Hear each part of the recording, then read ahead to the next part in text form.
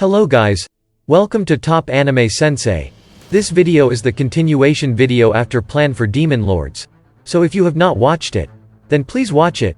The link is in the description. And please check out my second channel Anime Sum Up for the amazing recaps of different anime. So without any further delay, let's start. But before we start, please like, subscribe and press the bell icon so you don't miss the updates. And if that honestly were the case, then maybe they wouldn't have lost Clayman. She was infuriated by this knowledge. Seeing that her words had inspired such an unexpected possibility, even Terre couldn't hide her surprise. Oi, were you all joking just now? Are you both serious about what you said? Laplace and Footman were both taken aback. Yuki and Kigali were indeed good at strategizing, but it wasn't like they were able to foresee everything. Failure didn't matter. They would always come up with a second or third backup plan. They could always calm down and develop a scheme to handle any situation. Laplace knew this all too well, but he genuinely thought the two were stressing too much this time. Footman nodded heavily as well, seemingly in agreement. Regardless, there is still the chance we may be wrong. We can't ignore the possibility at this point, but we also can't say if we're correct for sure, Yuki admitted. I suppose what Boss did out of curiosity paid off after all, cheered Terre. No, this is no ordinary payoff. This could prove to be a huge bombshell, speculated Laplace. Kigali thought to herself for a bit. You have a point. Although I won't put too much hope in it, it will certainly be interesting if that's how things really turn out. We can utilize this to our advantage if things progress well and let the more difficult demon lords fight among themselves. Perhaps it will help us with our revenge too. Terre voiced her opinion. It doesn't matter which side wins in the end. Right, we'll just treat this as more playtime. Hee, I still think you guys are just worrying too much, but it's of no loss to us, Footman reassured. Anyway, just don't get your hopes up. Things probably won't go that easily after all. Realizing that everyone was cutting Yuki some slack, Laplace reminded the folks to have some reservations. They were all aware of this, and the conversation came to an end. It was then that Misha had the maid refill everyone's tea. By the way, how are things going on Boss's side? Laplace asked after drinking his tea. I'm still a bit mindful of the whole thing with Chloe, but I think I will analyze it carefully later. Let's cut to the chase now. A smile broke on his face as he started to recall what he had been up to. While Laplace and the others were busy confronting Demon Lord Leon, Yuki was in the midst of a major engagement. Their contact was some ruler behind the scenes of the Western nations. They were negotiating about how to deal with the aftermath of the mess created by Mariabelle. As you all know by now, I was acting as if I were manipulated by Mariabelle, so naturally, she took the fall entirely afterward. Was that the thing Boss had to deal with? That's right. Since I was being controlled, there was no way I could just run off to the Eastern Empire. Well, you have a point. That's true. It would definitely be suspicious. By the way, the power of greed was a real gambit when I tried seizing it, but I had the more important goal in mind of killing Mariabelle. With her out of the picture, it wouldn't seem strange if I roamed freely now. Apart from solidifying my position, I also got to negotiate directly with the great elder Granbelle of the Rosso family. Indeed, Yuki's goal had been Mariabelle. In order to avoid completely losing his foothold in the Western nations, he had to deceive Mariabelle. The fruits of his labor led to the chaos that happened some time ago. With Mariabelle taken care of, Yuki was free once again. Even the worst of his misdeeds were ultimately pushed onto Mariabelle's plate. He simply claimed that they were her orders. Things were going the way that Yuki had planned. Mariabelle had lost, and Yuki gained even greater power. He also successfully negotiated with Granbelle. There was something interesting that he heard during their discussion, which was the reason why he gathered everyone today. Then, let me get to the conclusion first. There is one more job we need to finish before heading east. Everyone seemed to be stunned at the news. Glancing around at his audience, Yuki switched to a more serious expression. Listen up now. I'm going to explain this in detail from the start. After he finished, Yuki began sharing the contents of his meeting with Granbelle. How peaceful. I've been busy every day now that I returned to the capital of Tempest, or more commonly known as Rimuru. I knew for sure that Mariabelle was dead. When the dust had settled, I ordered people to head down the ruins and investigate, yet no body or items of value were found.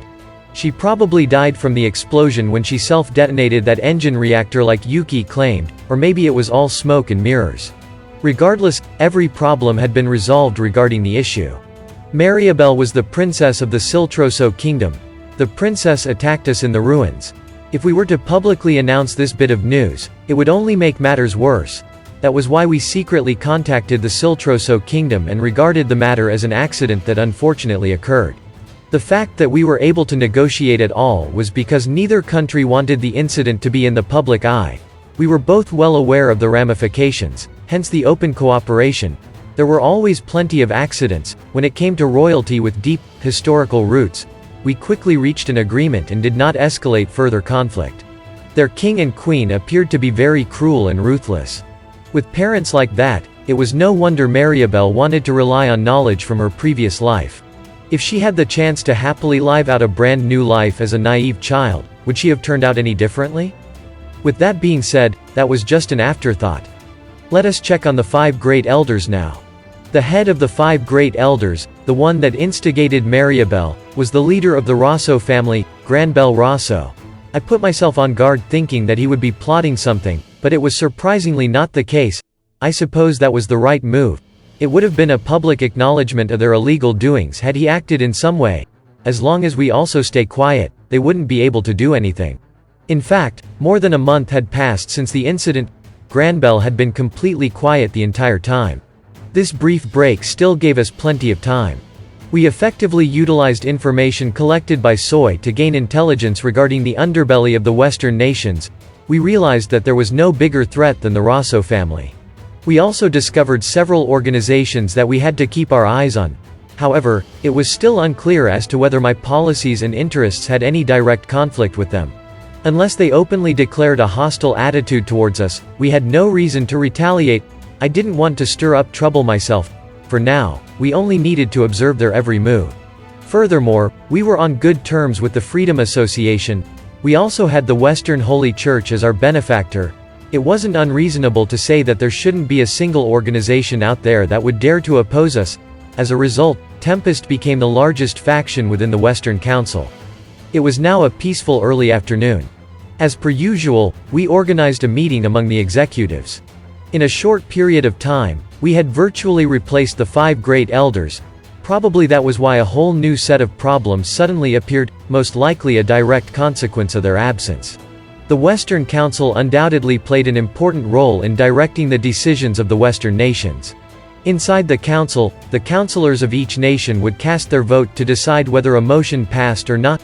The diplomatic weight of a nation's words corresponded to the number of councillors they had. Since we learned about the weaknesses of each nation in the council, our councillor will have to take on the role of mediator. As our influence on the Western nations gradually grew, complaints and petitions from other countries inevitably increased. It was like they were saying, "It won't cost you your life just by expressing your opinion," which emboldened people to give us all sorts of requests. That was why conquering the world was nothing but a fool's errand. Being a ruler was definitely not easy. It was no wonder why the other demon lords weren't interested in other people's territories at all. If they accidentally received a tract of impoverished land, they would have to figure out a way to alleviate the local populace's dissatisfaction. Reducing the wealth gap was easy to talk about in theory, but for the person actually handling the mess, it was a difficult job. Each region's total capital was made up of their inherent resources and labor within. I believed the proper way to resolve the wealth gap issue was to cut down on costs, calculate the resulting profits, and redistribute them. On the other hand, we needed to be cautious with subsidizing local regions. If we didn't handle the matter appropriately, it would become a breeding ground for grievances. Now that our nation was the largest faction in the council, we were expected to behave accordingly. While organizations that opposed us were being contained right now, it was only a matter of time before they began rising up again. Then there was the problem of who we should send to the council. This person needed to be socially adept and possess a certain degree of charisma. But at the same time, when conflicts arose, they also needed to be intimidating enough to keep others from talking back. First things first, I want to apologize for having to turn down this task, I announced. After all, the early bird gets the worm. It was rare that I considered myself to be devious, but even I didn't want to take the initiative on this hot mess. Benimaru followed in my footsteps. Me neither. The last meeting made me realize that my personality is not suited for trying to probe other people. When I am not on the battlefield where my martial prowess can be displayed, I won't be of much use. While he sounded too modest, What he said probably was genuine too. Indeed, those sly nobles would be too much of a hassle for Benimaru to handle. And that's it. Thank you so much for watching. And if you guys have not watched my other videos, then please watch them. The links are in the description. And don't forget to like, subscribe and press the bell icon so you don't miss the updates.